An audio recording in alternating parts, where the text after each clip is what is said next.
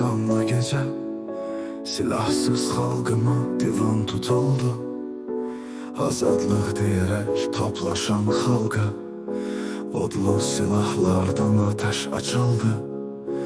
Əliyalan xalqın dinc halinin üstüne Allah'la tank yeridildi. Tarih görmemişti belə vəhşilik, yüzlərlə vətən şəhid edildi. Nə qoca, nə cavan, nə qız, nə gəlin əzdilər, keçdilər körpələrəcən. Bakı qan ağladı, fəryad qopardı, gecədən başlamış düz səhərəcən. Qorxuyla döndərmək istəsələr də xalq öz amalından geri dönmədi. Nə şaxta, nə ordu, nə də ki tanklar xalqımın əzmini qıra bilmədi. Bir xalq göstərin ki tanklar önünə, əli alın çıxa, silahsız çıxa.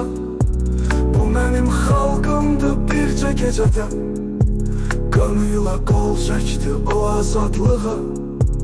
Üstündən 100 illər gəlib geçsə də heç vaxt unutmarıq bu faciəni. Qan yaddaşımıza dönən bu qanlı, həm acı həm də ki şanlı gecəni.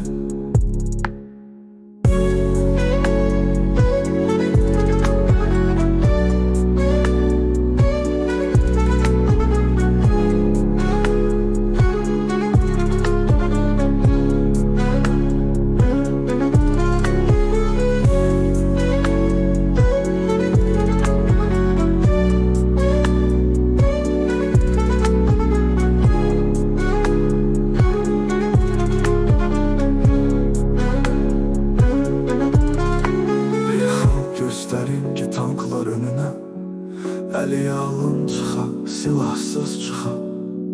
Bu mənim xalqımdır bircə gecədə, qanıyla qol çəkdi o azadlığa. Üstündən 100 illər gəlib keçsə də heç vaxt unutmarıq bu faciəni.